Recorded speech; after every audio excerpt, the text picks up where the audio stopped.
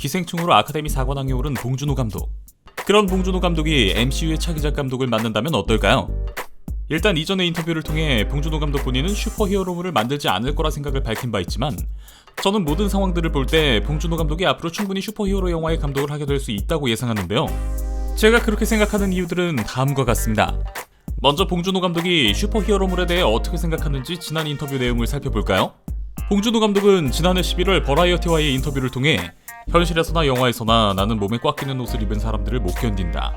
내 영화에는 그런 옷을 결코 입히지 않을 것이며 그런 옷을 입은 사람들을 보는 것만으로도 정신적으로 힘들다.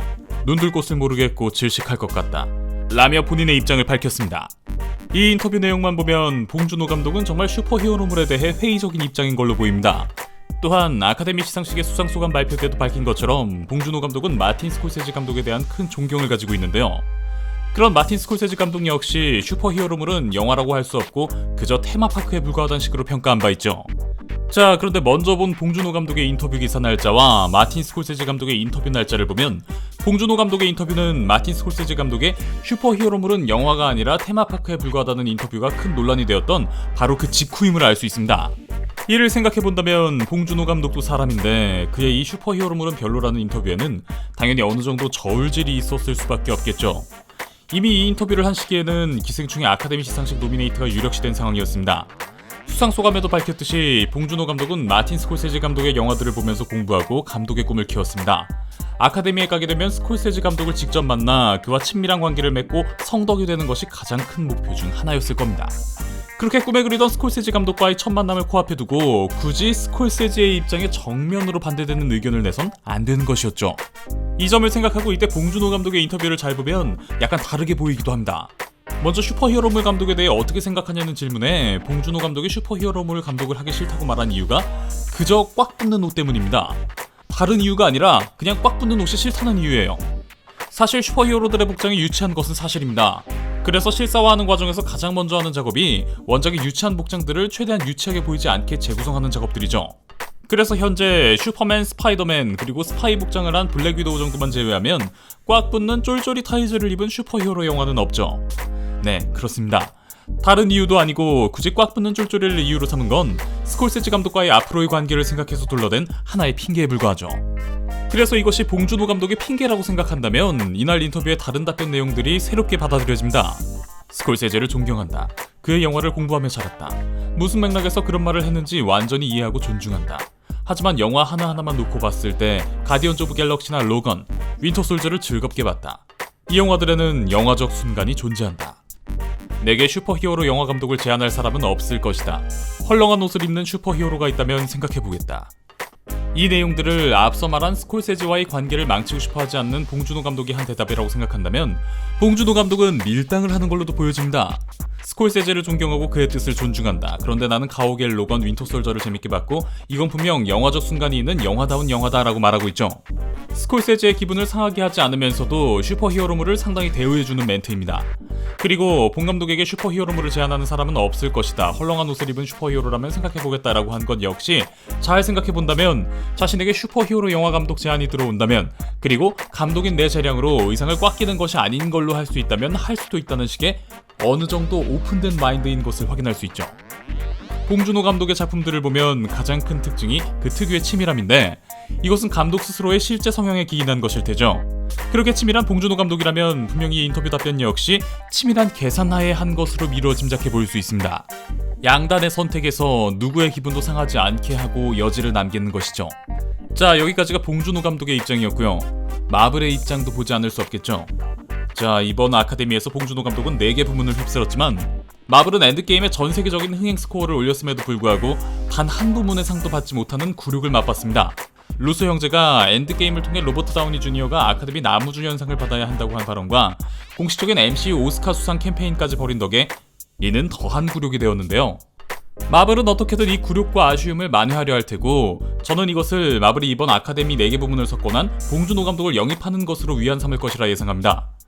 잘 생각해보면 봉준호 감독은 MCU가 가장 탐내는 감독일 수밖에 없습니다. 봉준호 감독은 아시아인 최초로 아카데미 작품상을 수상했죠. 그런 봉준호 감독 영입은 PC주의를 언제나 우선시하는 MCU의 입장과 아주 잘 맞아떨어집니다. 아카데미가 엔드게임에 상을 주지 않은 가장 큰 이유는 슈퍼히어로 영화에는 예술성이 없다는 아카데미의 보수적인 입장 때문이 가장 큰데요. 무려 4개 부문을 석권한 봉준호 감독을 영입해 슈퍼히어로물을 만든다면 아카데미도 할 말이 없어지죠. 아카데미가 인정한 남자 봉준호 감독을 데려다 예술성 있는 슈퍼히어로 영화를 만들어 인정받는 것이 마블이 할 수 있는 가장 큰 복수입니다.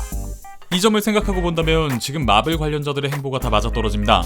이번에 조조 래빗으로 아카데미 각색상을 수상한 타이카 와이티티는 토르 라그나로크의 감독이자 출연 배우이기도 한데요. 그런 그가 아카데미 시상식에 앞서 봉준호는 내가 제일 좋아하는 감독이다. 그의 영화 살인의 추억은 내 인생 영화 톱10에 든다고도 밝혔습니다. 이번 아카데미 시상식을 통해 타이카 와이티티 감독과 봉준호 감독은 많은 친분을 쌓았을 텐데요. 여기에 가디언즈 오브 갤럭시의 감독 제임스 건 역시 기생충을 최고의 작품이라 호평하며 기생충을 본 뒤에 봉준호 감독의 작품 마더, 괴물, 살인의 추억도 봐야 한다며 봉 감독이 세계 최고의 영화 제작자라고 SNS 포스팅을 통해 추켜 세웠습니다. 일전에 봉준호 감독도 가디언즈 오브 갤럭시가 영화적 순간이 있는 작품이라 언급한 적이 있었죠. 자, 저는 이것을 같은 입장인 감독들을 통해서 마블이 봉준호 감독을 영입하기 위한 일종의 영업을 개시한 것으로 봅니다. 아니 겨우 저런 개인적인 언급이 무슨 영업이냐 할 수도 있겠지만 사실 가장 개인적인 것이 가장 효과적인 영업이거든요. 또한 마블 영화는 이번에 시각효과 부문에서만 후보 선정이 되었고 다른 부분에는 이름도 올리지 못했으며 시각효과상마저 유력했던 1917에 돌아갔습니다. 이는 아카데미의 슈퍼히어로물에 대한 대우를 생각한다면 당연한 결과였죠. 사실 누구보다 이런 결과는 마블 쪽이 가장 잘 알고 있었을 겁니다. 이번 아카데미에서 상을 받지 못할 것이란걸요. 솔직히 자존심 상할 겁니다. 그런데 그럼에도 MCU 관계자들이 이번 아카데미 시상식에 자리했습니다. 그 이유는 뭘까요? 네, 저는 이 또한 봉준호 감독 영입을 위해서였다고도 봅니다. 사실 지금 마블은 위기입니다. 지난 10년을 엔드게임으로 마무리하고 이제 새로운 시작을 해야 하는 상황. 엔드게임의 대성공으로 팬들의 기대감은 기대감대로 높은데 이미 기존 히어로물에 익숙해진 팬들에게 지난 10년을 그대로 답습하는 영화를 보여준다면 큰 감흥을 느끼지 못하고 피로감마저 느낄 겁니다. 마블은 지금 새로운 피를 수혈해야 하는 절박한 상황인데 마블이 밀고 있는 PC주의에도 부합하면서 예술성과 상업성을 동시에 인정받고 있는 현재 전세계 최고의 영화 제작자라고 할 수 있는 봉준호가 가장 탐나겠죠. 이번 아카데미 시상식에 브리 라슨, 마리사 토메이, 마크 러팔로, 스칼렛 요한슨, 타이카 와이티티가 참석했는데요.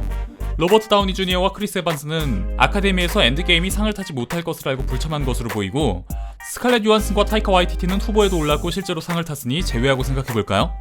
하필 브리 라슨과 마리사 토메이 그리고 마크 러팔로가 이번 시상식에 참여한 것은 봉준호 영입 영업적 측면에서 생각해본다면 납득이 됩니다.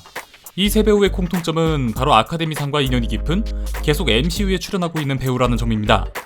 아카데미 수상 경력이 있거나 후보에 오른 MCU 배우들만을 이번 아카데미에 참석하게 한 것은 마블의 봉준호 감독 영업 전략으로 볼 수 있겠는데요. 실제로 MCU는 아카데미에서 수상한 적은 없지만 아카데미상을 수상한 배우가 총 17명, 주연상이 10개, 조연상이 7개, 참여 스텝으로는 작품상, 감독상, 공로상, 각색상이 각각 1개씩입니다. 토르 라그나로크에서 단역으로 출연한 맷 데이먼과 홈커밍의 슈트 AI 캐런의 목소리 제니퍼 코넬리, 파프롬 홈의 JK 시몬스, 그리고 올해 개봉 예정인 블랙 위도우의 레이첼 와이즈와 이터널즈의 안젤리나 졸리, 그리고 블레이드 리부트에 캐스팅된 마허샬라 알리까지 합치면 MCU는 사실상 아카데미 수상자들의 올스타전 아카데미 어벤져스인 셈이죠. 여기에 봉준호 감독은 설국열차와 옥자를 통해 캡틴 아메리카 크리스 에반스와 미스테리오 제이크 질렌할 그리고 틸다 스윈튼과도 인연을 맺은 바 있습니다. 아마도 이미 이 배우들을 통해 마블은 봉준호 감독에게 이미 접촉을 시도하지 않았을까요? 배우들이 무슨 영업을 뛰냐 할 수도 있지만 실제로 이런 개인사적인 인맥들을 통해 작품이 진행되는 케이스들은 많습니다. 계속 얘기하는 거지만 가장 개인적인 것이 가장 효과적인 영업이니까요. 마블이 정말 봉준호 감독을 원한다면 배우들을 통해 이런 식의 접근을 할 수도 있다고 생각합니다. 그런 게 있습니다. 어느 정도 급이 되는 상대방에게 받는 고백은 굉장히 기분 좋은 일이란 거. MCU 정도면 정말 급이 되는 기분 좋은 상대죠. MCU에게 감독 제안을 받는다면 그건 봉준호 감독에게 있어서도 굉장히 기분 좋은 일일 겁니다. 그리고 솔직히 제안을 수락하는 것도 봉준호 감독의 입장에서 절대 나쁜 것이 아니죠. 물론 봉준호 감독은 제안이 오더라도 슈퍼히어로물을 거절할 수도 있습니다. 하지만 저는 충분히 오케이 할 수 있을 거라고도 보는데요. 왜냐면 봉준호 감독이 기생충이란 영화를 찍었기 때문입니다. 기생충이란 영화는 잘 사는 부자와 못 사는 하층민의 모습들을 대비적으로 보여주는 계급 우화입니다. 혹자는 이것이 부자들과 자본주의를 비판하는 내용이라고 하기도 하지만 저는 이것이 오히려 부자는 무조건 나쁘고 피의자며 가난한 사람들은 무조건 착하고 피해자이기만 하다는 언더도그마를 깨부순 작품이라고 생각하면서 봤습니다. 그리고 저의 이 생각이 맞다고 확신하게 된 것이 바로 이번 아카데미 작품상 수상 소감 발표 때였는데요. 이때 수상 소감 발표를 CJ그룹 이미경 부회장이 했죠. 자본주의를 비판하는 영화다라는 평가를 받는 이 작품이 아카데미 작품상을 받을 때 자본주의의 최정점이라고 할 수 있는 대기업의 부회장이 수상소감을 발표한다는 건 결국 이 영화 기생충이란 작품은 자본주의의 끝판왕 대기업의 돈으로 만들어진 작품이란 것을 전 세계에 공표한 겁니다. 저는 이것이 봉준호 감독이 마지막까지 계산한 영화 기생충의 점정이라고 생각합니다. 자본주의를 무조건 악으로 생각하고 비판하는 사람들에게 이렇게 훌륭한 반자본주의 영화를 대기업에서 만들었다는 건 큰 충격일 테니까요. 완벽한 언더도그마 부수기죠. 저는 봉준호 감독이 굉장히 치밀하고 계산적인 사람이라고 생각합니다. 이건 욕이 아니라 칭찬이에요. 제가 할 수 있는 정말 최고의 칭찬입니다. 이 감독이 계산적이고 치밀하다는 건 그의 영화를 통해서도 잘 드러나고 있고 무엇보다 대기업과 손을 잡고 이 기생충이란 걸작을 만들어냈다는 데서 잘 알 수 있죠. 이렇게 계산적인 사람이라면 제 생각에 마블 영화 제안이 갈 때 봉준호 감독이 이를 거절할 이유는 없다고 생각합니다. 물론 마블 영화의 조건과 본인이 추구하는 방향을 타협하기 위한 과정이 있을 수는 있겠지만 최고의 대우와 환경 그리고 아카데미도 인정한 최고의 배우들, 스태프들과 함께 할 수 있다는 커리어적 메리트, 돈, 명성 그리고 항상 새로운 것을 들고 나왔던 그의 도전 정신을 생각해본다면 봉준호 감독이 마블 영화를 마다할 이유는 전혀 없어 보입니다. 꽉 끼는 쫄쫄이만 아니라면 말이죠. 저는 그렇기 때문에 봉준호 감독이 충분히 마블과 함께할 여지가 있다고 예상합니다. 마블과 봉준호 감독에 대한 여러분의 생각은 어떠신가요? 여러분의 의견을 댓글로 남겨주시면 감사하겠습니다. 재밌게 보셨다면 구독, 좋아요, 알림 설정 한 번씩만 부탁드릴게요. 그럼 지금까지 뇌피셜의 한계를 모르는 명탐정 뇌피셜록 미노타우루스였습니다.